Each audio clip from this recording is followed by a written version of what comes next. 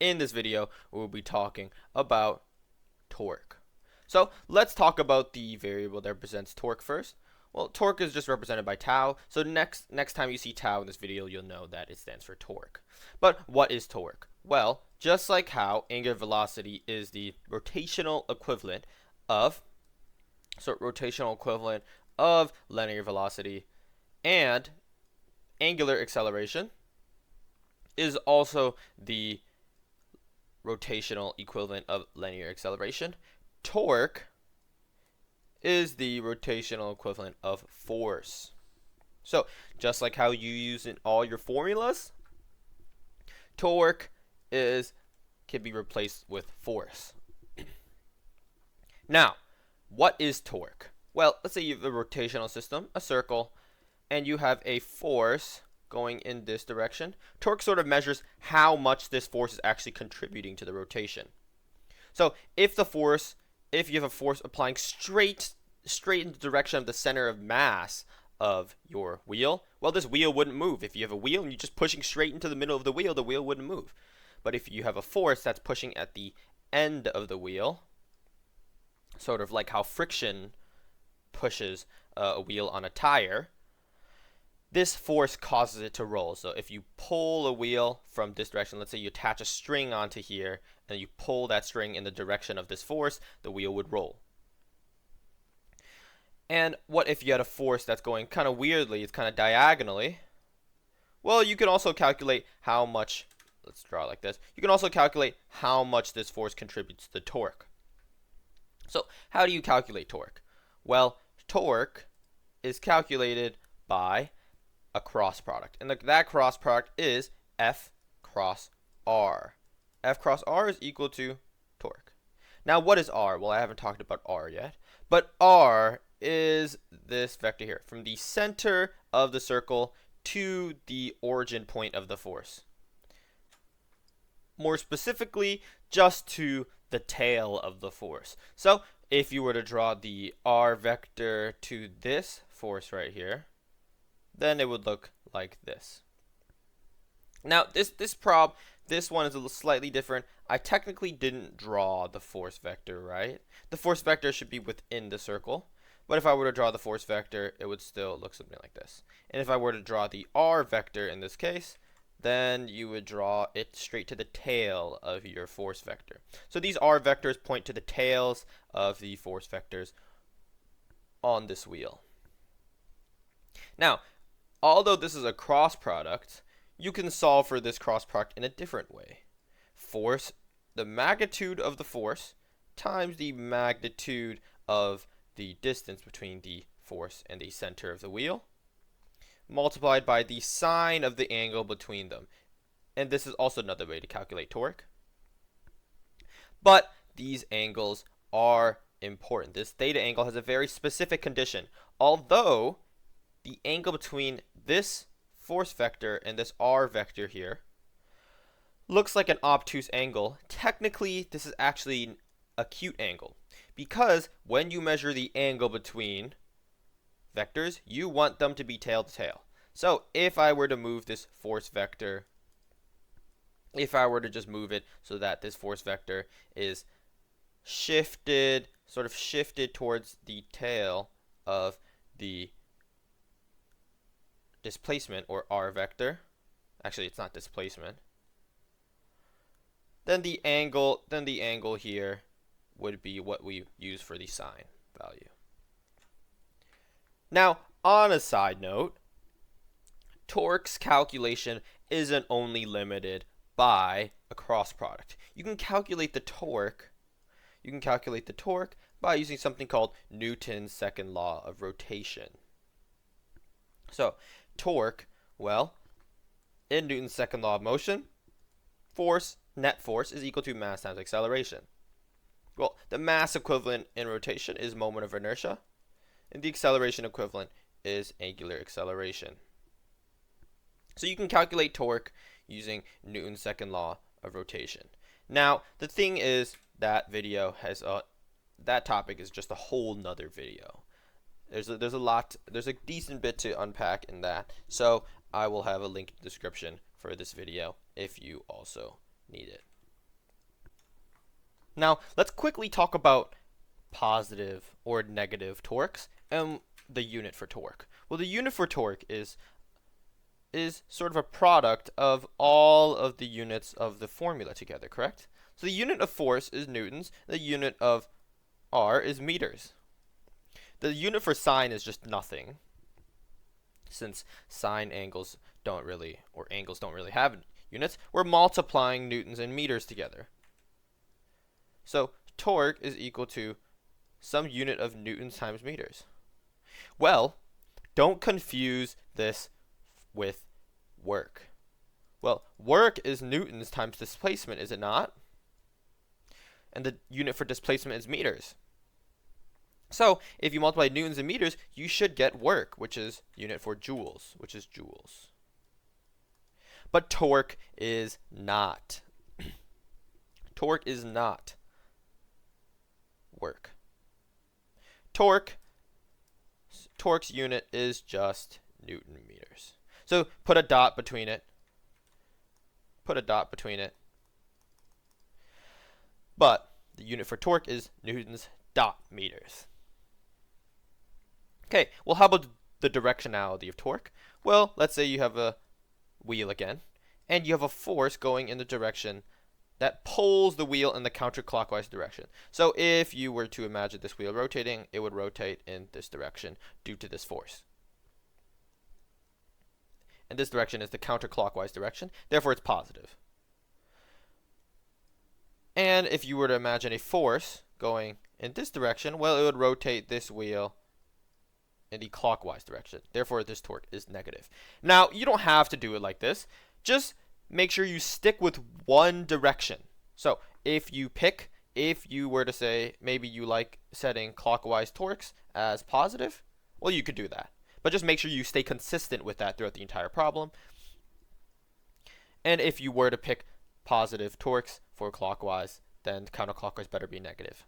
But the basic convention is that clockwise torques are negative and counterclockwise torques are positive.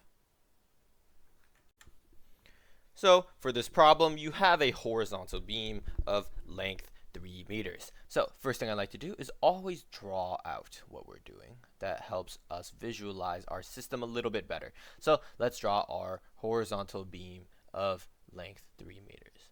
So this horizontal beam is represented by the red, and we can say that has a length of 3 meters. And it also has a mass of 2 kilos. But this beam has a block at the end of it. Whoa. So we have something a little more complicated. There's a block at the end of this horizontal beam. And what are the details of the block? Well, the block has 1 kilo of mass, and the block has a width of 0.2 meters, so 20 centimeters. So this is, let's be more specific with this. This has a width of 0.2 meters at the end of the beam. What is the torque of the system about the support at the wall? Well, in this problem, you have 2 forces acting on the beam. Take a guess. Well, the 2 forces acting on the beam is the weight of the beam itself, and this weight of the beam goes straight down due to gravity. And we also have the weight of the block going straight down from the center of the block. I'm kind of overlapping. Let's move this. Going straight down from the center of the block. Okay, I can't move it. Straight down from the center of the block as well. So, how did you calculate torque? Well, we need the magnitude of the force, and we also need the length of the r vector. Well, what is going on in this problem? Well, we know the 2 forces are just the weight forces, so they're easy to calculate. mg, weight is equal to mg. But what about the r vectors? Well, what's actually happening is that this beam rotates about the wall. So, the problem states that the torque of the system about the support at the wall. So, therefore, we draw the r vectors from the wall. So the first r vector is this yellow one, and the second r vector let's pick a color I haven't used yet, orange, is straight towards the block. So we have the vectors drawn up, but we don't know the lengths of these vectors. So how do you get the lengths of these vectors? Well, we can get the lengths of the vectors by using what we know. Well, if the length of the horizontal beam is 3 meters, that means that the force of the beam, the center of mass of the beam, assuming the density of the beam is uniform, acts on the center. So the center of mass of this beam is just at the center. So at the center is just 1/2 the length of the beam, which is 1.5 meters. Well, how about this block? Well, if the weight of this block acts at the center of the block, we know that half the distance of the block is 0.1 meters. Therefore, all we need to do is subtract 3 from 0.1. And if we subtract 3 from 0.1, the entire length of the beam minus the kind of right half of this square, we know that that distance is just 2.9 meters. So we have the magnitudes of our two R vectors. Well, what about our force vectors? Well, our force vectors are just the weight forces. So the weight force of the beam BE is mg, and that is 2 kilos times 9.8, which is gravity, meters per second squared. So I multiplied this by 2. You should get a force of 19.6 newtons for the force of the beam's weight. Well, how about the weight of the block? Well, the weight of the block is just 1 kilo. The mass of the block, sorry, is 1 kilo. And the weight is 1 kilo times acceleration, which is 9.8 newtons. So 9.8 newtons. Now, look at this problem. What is the angle between these two separate vectors? Well, due to the fact that if you draw both of these vectors tail to tail, so if I were to move this vector, if I were to move this, kind of slide it to the left until the tail of this vector touches the tail of the displacement vector, R vector, not displacement, then you would get a 90-degree angle. But then again, you also get a 90-degree angle if you don't move this vector. But for consistency's sake, we will draw that out. This is the weight of the beam. Now, if you shift this vector all the way to the left as well to make this tail to tail, you can kind of also get, well, we have to draw this a little bit to the left, but you also get a 90-degree angle of the weight of the block. So, now that we have both the angles are equal to 90 degrees, we can calculate for the torque. So, to calculate the torque of the block, so the torque of the block, you need to multiply the force that the block is applying towards your wall. And you also need to multiply this by the magnitude of displacement, which is 2.9 meters, times the sine of the angle between them. The sine of the angle between them is simply 90 degrees. But sine of 90 is equal to just 1. So we have this equation set up. And what about the torque of the beam acting on the wall? Well, the torque of the beam acting on the wall is determined by 19.6 newtons times its displacement, which is just 1.5 meters, times the sine of the angle between them. But we already determined that sine of 90 is equal to 1. So all we're really worrying about is, we can kind of ignore the sine of 90 due to the fact it's 1. All I have to multiply is 2.9 times 9.8, and 19.6 times 1.5. So if you multiply both of these out, 9.8 times 2.9 is equal to 28.92, 92, and 29.4 for the torque of the beam. Now that we have the individual torques of your system. So the torque of the block is this, and the torque of the beam's weight is this. We can just add the torques together just like any force. So if we add 28.92 Newton meters, I wrote M, plus 29.4 Newton meters, you should get a total torque of 57.82 Newton meters. And this is the total torque acting on the support of the wall. So for this problem, we need to calculate the mass of this hanging mass so that it prevents all movement in the system. And the details of all the problem are in the picture or within the instructions. But let's begin.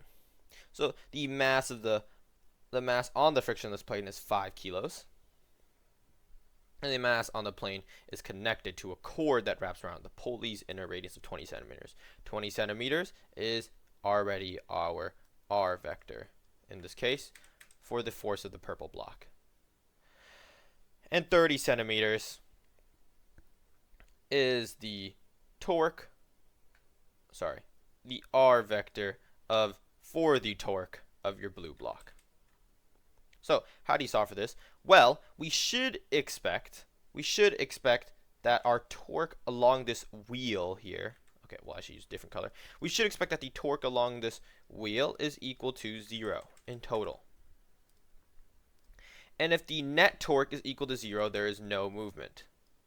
There's no rotation along this wheel. But how do we find that? Well, we need to calculate the torques of each block individually. So let's calculate the torque of the block, the torque that the purple block is causing on the wheel first. We know that this purple block is sort of on an incline. So if we draw out everything, we can draw out this free body diagram to help us understand this. And if you learn about rotated coordinate systems, you can use a rotated coordinate system to determine the component of the weight force that acts on the purple block, pulling it down. So let's find that. Well, the weight force of your purple block is mass times gravity. Mass times gravity. Therefore, the weight force is equal to 5 kilos times 9.8 meters per second squared. And if you multiply 5 times 9.8, you should get a weight force of 49 newtons. So we know that the magnitude of the weight force here is 49 newtons. All we have to do is multiply 49 newtons by the sine of the angle of incline in order to get, so this one is 30 degrees using a tilted coordinate system, in order to get the component of the weight force. So this component of the weight force that acts along the plane. So 49 times the sine of 30 is just 24.5 newtons. So we know the force of the block acting on the torque system of the wheel, but what we don't know is the displacement. But here's the thing, the displacement's straight in the problem. Displacement is straight in the problem. Not displacement, R. I guess I need to stop saying displacement. The R vector, I'll just say R vector from now on. The R vector is straight in the problem, and it states that it is 20 centimeters. Drawn by, let's use purple actually. Let's use purple. Drawn by this guy right here. So, what's 20 centimeters in meters? Well, 20 centimeters in meters is just 0.2 meters. And the angle between them is, well, we can safely assume that it's just 90 degrees, since this pulls straight along this tension or this rope pulls straight along the wheel. So if the angle is 90, then the angle or the last sine value is sine of 90. But sine of 90 is just 1, so we can kind of just remove this. from the equation. So the torque is 24.5 times 0.2, which is 4.9 Newton meters. Newton meters. Okay, let's calculate the torque of your blue block. Well, the torque of the blue block is dictated by solely the weight force of the block.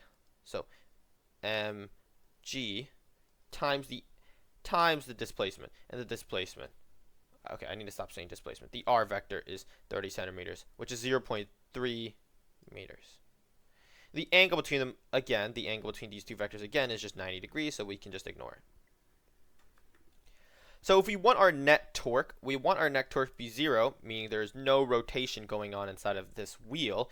We should assume that if you add these two values together, so if you add the torques of your, that's right, B and purple, so blue and purple, if you add these two torques together, you should expect them to be 0. So 4.9 Newton meters should be equal to mg times 0.3. Well, we have gravity. Gravity is 9.8 meters per second squared, and your r vector is 0.3 meters. So all we need to do is isolate mass. So all we need to do is isolate the mass. Okay, this stands for meters, this stands for mass, by the way. And once you isolate the mass, you should get that the blue block's mass required to stop all rotation of the pulley is 1.67. Let's make more space for the kilos unit. 1.67 kilos. As always, I need to mention OpenStax online textbook. I get my problems off of there. If you want more practice problems, you can go on OpenStax, and they have answer keys for the even numbered questions, or it was odd. Doesn't matter. But if you have any questions, put it down in the comment section. I hope this video helped.